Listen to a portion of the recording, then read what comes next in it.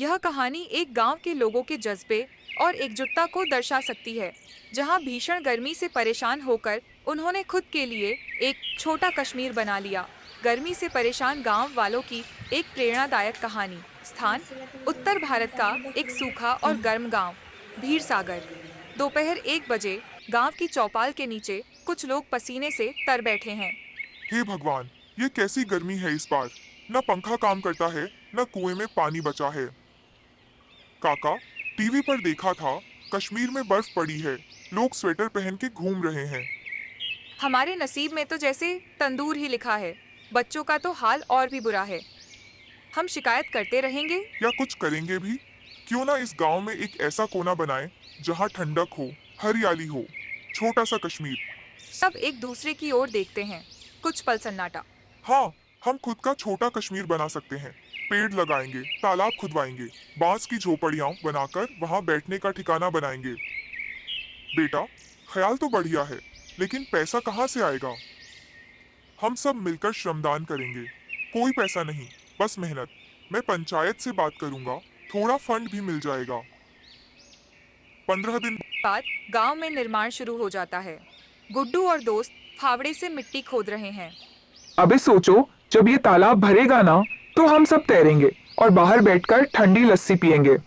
और मैं वहां फूल लगाऊंगी, गुलाब, चमेली और वो नीला वाला। कश्मीर में देखा था टीवी पर। 1 महीना बाद गांव में एक कोना हरियाली से भर चुका है। हर कोई बैठा है तालाब के किनारे, झोपड़ी में पंखा झूल रहा। भीड़ सागर गांव में गांव वालों ने मिलकर गर्मी से राहत पाने के लिए एक हरियाली और ठंडक भरा छोटा कश्मीर बनाना शुरू किया है।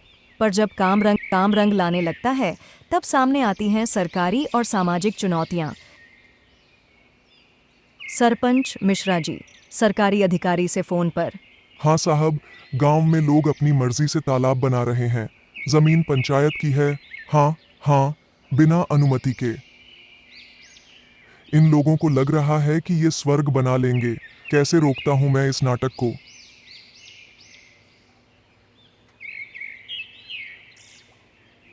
अगले दिन निर्माण स्थल पर सरकारी अधिकारी और पुलिस आती है। पटवारी, जमीन अधिकारी सख्ती से। ये तालाब किसकी इजाजत से खोदा जा रहा है? हम सबकी इजाजत से, गांव वालों की जरूरत से। जब पानी नहीं था, बिजली नहीं थी, तब कोई पूछने नहीं आया। हम कानून का सम्मान करते हैं, लेकिन जिंदगी से बड़ा कोई नियम नहीं। बच्चों की जान बचाने के लिए हमने ये किया है। आप लोग कानून हाथ में ले रहे हैं, अब ये काम बंद होगा। रात को गांव की चौपाल में बैठक। अब क्या करें बेटा? वो तालाब अगर पाटा गया तो फिर कुछ नहीं बचेगा। हम पीछे नहीं हटेंगे। अगर जरूरत पड़ी तो हम धरना देंगे। हम शांतिपूर्वक लड़ेंगे, मीडिया को बुलाएंगे, सोशल मीडिया पर बताएंगे कि एक गांव अपने बच्चों के लिए कैसे जी जान से जुटा है। 3 दिन बाद मीडिया कवरेज, न्यूज रिपोर्टर की आवाज। रिपोर्टर कैमरे के सामने। ये है भीड़ सागर गांव, जहां लोगों ने बिना सरकारी मदद के एक हरा भरा छोटा कश्मीर बना डाला। अब सरकार उस पर रोक लगा रही है। क्या ये सही है? दबाव बढ़ता है। सोशल मीडिया पर सपोर्ट मिलने लगता है।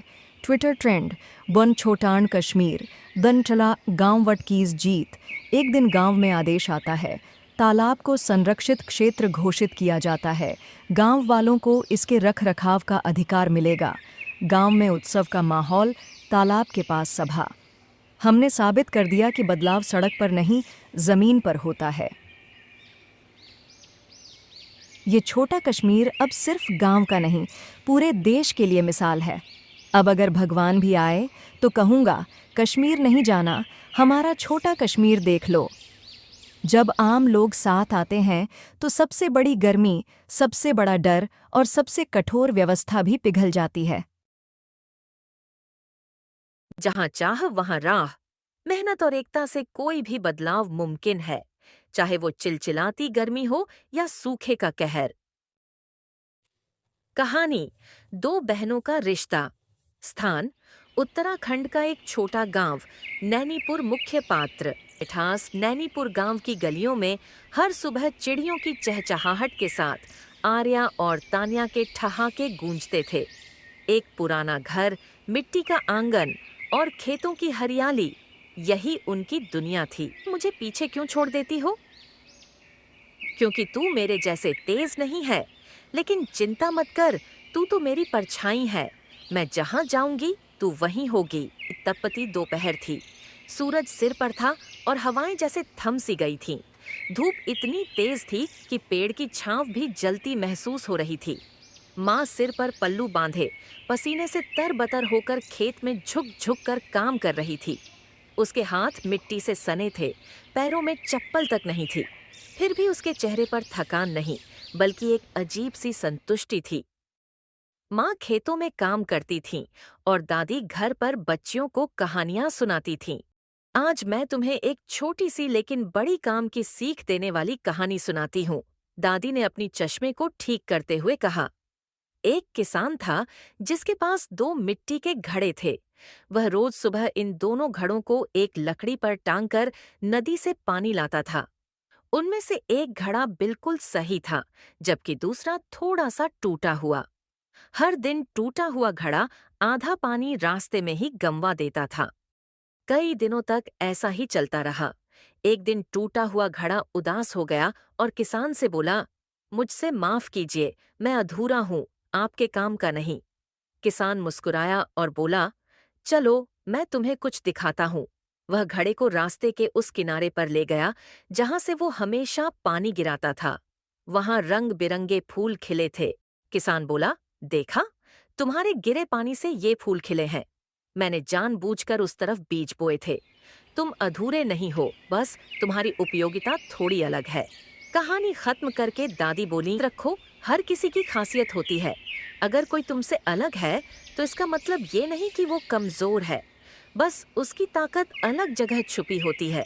खुद पर भरोसा रखना और दूसरों की अच्छाइयों को पहचानना सीखो, यही इस कहानी की सीख है। दोनों बहनें मुस्कुरा। समय बीता। आर्या पढ़ने में तेज थी। उसे शहर के कॉलेज में दाखिला मिल गया।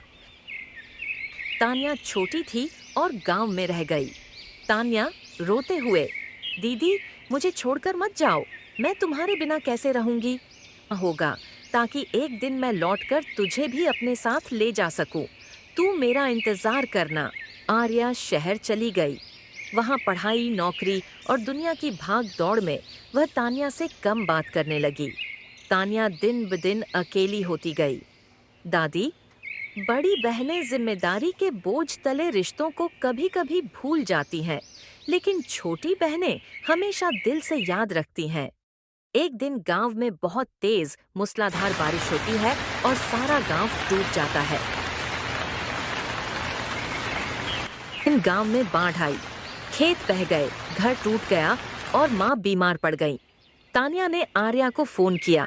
तान्या कांपती आवाज में, दीदी माँ बहुत बीमार है और घर भी नहीं बचा, क्या तुम आ सकोगी? कुछ पल चुप्पी छाई रही।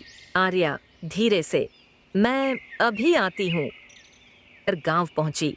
जब उसने तान्या को टूटी हुई झोपड़ी के सामने माँ को पंखा झलते देखा, उसकी आंखों से आंसू बह निकले। आर्या तान्या से लिपटते हुए, मुझे माफ कर दे बहन, मैं तुझे भूल गई थी, तूने तो सब कुछ अकेले झेला। मैं जानती थी दीदी, एक दिन तू जरूर आएगी। हम बहनें हैं ना, कोई कितना भी दूर चला जाए दिल से नहीं जाता। दीदी, जब तू शहर गई थी मैं बहुत अकेली हो गई थी, तभी मैंने सोच लिया हमारे गांव की बेटियों को पढ़ाई का मौका दूंगी, और आज जब मैं लौट आई हूँ तो हम मिलकर वो सपना पूरा करेंगे। दोनों बहनें गांव की पंचायत में जाती हैं और सरपंच से स्कूल खोलने की बात करती हैं। हम चाहती हैं कि गांव की बेटियों को स्कूल यहीं मिले, हर लड़की को पढ़ने का हक है। लड़कियां क्या करेंगी पढ़कर? शादी ही तो करनी है। अगर लड़कियां सिर्फ शादी के लिए पैदा होती तो माँ भी हमें जन्म नहीं देती। हमें सिर्फ एक मौका चाहिए सरपंच जी। गांव वालों में हलचल होती है, कुछ समर्थन करते हैं, कुछ विरोध। बहनों ने गांव के एक खाली खंडहर को देखा और वहीं से शुरुआत करने की ठानी। इस खंडहर को हम स्कूल बनाएंगे, दीवारें खुद रंगेंगे, फर्श खुद साफ करेंगे। तू पढ़ाएगी दीदी और मैं बच्चों को चित्र बनाना सिखाऊंगी। धीरे धीरे लड़कियां आने लगीं। गांव के कुछ बुजुर्ग भी मदद करने लगे। आर्या ने पढ़ाना शुरू किया। तान्या ने खेलकूद और रचनात्मकता पर ध्यान दिया। दो बहनों का संकल्प अगर सच्चा हो तो वह पूरे गांव की तकदीर बदल सकता है। बेटियां सिर्फ घर की नहीं, समाज की नींव बन सकती हैं, बस उन्हें अवसर चाहिए। शिक्षा सबसे बड़ा हथियार है बदलाव का। Like and subscribe.